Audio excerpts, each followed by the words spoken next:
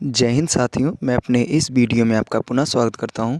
दोस्तों, आज के इस वीडियो में हम लोग बात करेंगे एड्स के बारे में। अगर एड्स का मैं फुल फॉर्म बताना चाहूँ आप सबको, तो एड्स का फुल फॉर्म होता है एक्वायर्ड इम्यूनोडेफिशिएंसी सिंड्रोम, जिसको हिंदी में कहते हैं उपार्जित प्रतिरक्षा न्यूनता संलक्षण। अगर बात की जाए कि एड्स क्या है, तो जो एड्स है यह एक यौन संचारित रोग है, यानी सेक्सुअल ट्रांसमिटेड डिसीज, जिसको हम लोग शॉर्टकट में एसटीडी कहते हैं।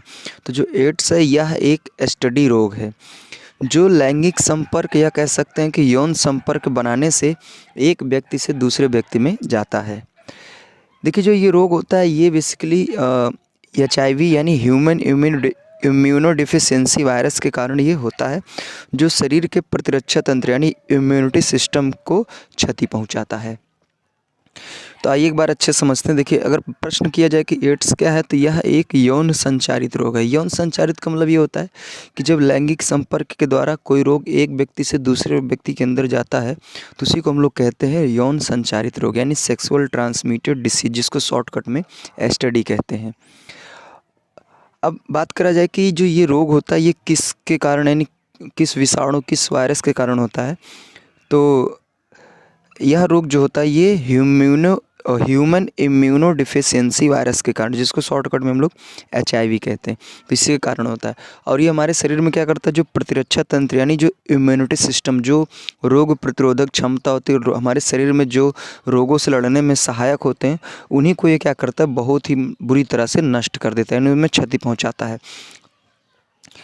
अगर हम बात करें तो ये जो एड्स है यह एक बहुत घातक बीमारी है।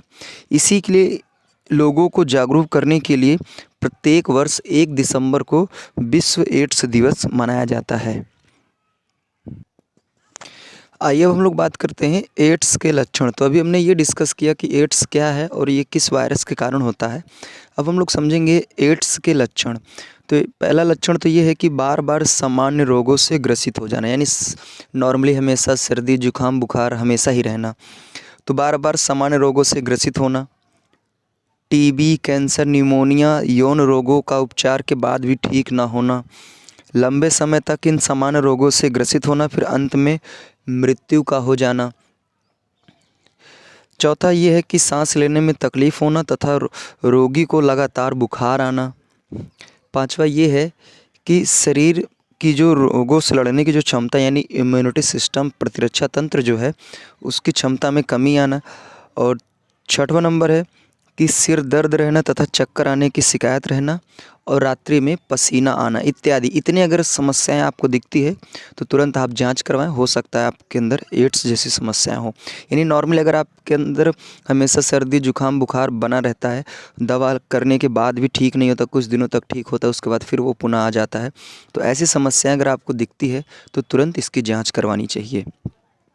अब हम लोग बात करेंगे HIV का संचरण, यानी जो HIV ह्यूमन इम्यूनोडेफिशिएंसी जो वायरस होता है, ये एक व्यक्ति से दूसरे व्यक्ति में जाता कैसे है। तो ये जो जाता है ये असुरक्षित यौन संबंध बनाने से, यानी कहने का मतलब ये है कि अगर आप यौन संबंध बना रहे हैं और आप कोई प्रोटोकॉल यूज़ नहीं कर रहे, यानी सुरक्षा सावधानी नहीं बरत रहे हैं, तब जाके ये HIV वायरस एक व्यक्ति से दूसरे व्यक्ति में चला जाएगा। दूसरा ये भी कह सकते हैं कि जो संक्रमित माँ से होने वाले बच्चों में भी जा सकते हैं, यानी कहने का मतलब अगर कोई महिला, अगर उसको एड्स की बीमारी, मतलब एड्स वाला लक्षण उसके अंदर है और उससे जो बच्चा जन्म लेगा तो उसके अंदर भी वो लक्षण चला जाएगा।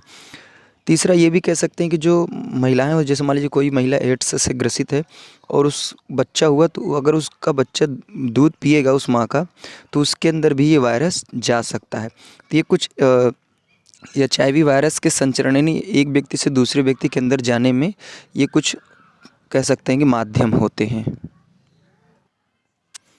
अब आइए हम लोग बात करेंगे HIV यानी ह्यूमन इम्यूनोडेफिशिएंसी वायरस की रोकथाम एवं उपचार। तो इसको कैसे हम कंट्रोल करें, रोकथाम कैसे करें और इसका उपचार क्या है, इसके बारे में ये समझते हैं।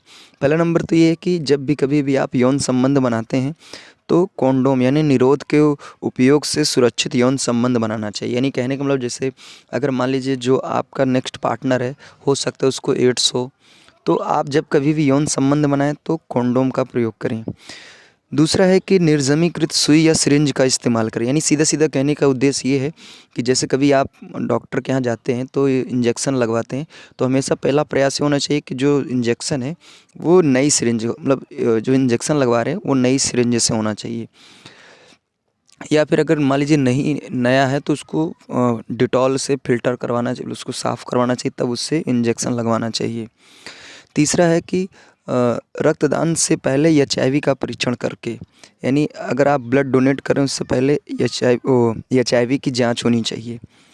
चौथा है कि एड्स के बारे में लोगों को जागरूकता फैलाकर हम इसको कंट्रोल कर सकते हैं, यानी लोगों को इसके बारे में बताकर कि कैसे एड्स होता है, एचआईवी वायरस कैसे एक व्यक्ति से दूसरे व्यक्ति में जाता है, तो लोगों को जागरूक करके हम लोग इसको कंट्रोल कर सकते हैं। पांचवा और लास्ट ये है कि ब्लेड, रेज़र और दंत चिकित्सा के उपकरणों का निर्जमीकरण करके उपयोग करना चाहिए। सामान्यतः हम ये कोशिश करें कि जैसे हम लोग, होता क्या है कि एक ब्लेड से दाढ़ी, जैसे एक ब्लेड से कोई व्यक्ति दाढ़ी बनाया तो हम लोग भी उसी ब्लेड से बना लेते हैं। या फिर मान लीजिए कोई ब्लेड है उससे कोई व्यक्ति नह को काटा है, हम भी उसी से काट लेते हैं। तो थोड़ा सा इन सब से सावधानियाँ बरतना चाहिए, क्योंकि कोशिश ये करें कि हम लोग जब भी दाढ़ी बनाएं नए ब्लेड से बनाएं, नाखून काटे तो नए ब्लेड से ही नाखून काटें। तो ये कुछ सावधानियाँ इसमें बरतनी चाहिए ये एचआईवी की रोकथाम के लिए। तो उम्मीद करूँगा दोस्तों आज के इस वीडियो में मैंने बात किया एड्स क्या है, एड्स किसके कारण होता है और ये कैसे जाता है एक दूसरे व्यक्ति के अंदर, इसका बचाव रोकथाम क्या है, सारा कुछ हमने डिस्कस करने का प्रयास किया। उम्मीद करूँगा दोस्तों ये वीडियो आपके लिए काफ़ी हेल्पफुल रहा होगा। अब दोस्तों दीजिए इजाज़त, इसी तरह मिलेंगे अगले वीडियो में, तब तक के लिए जय हिंद, वंदे मातरम।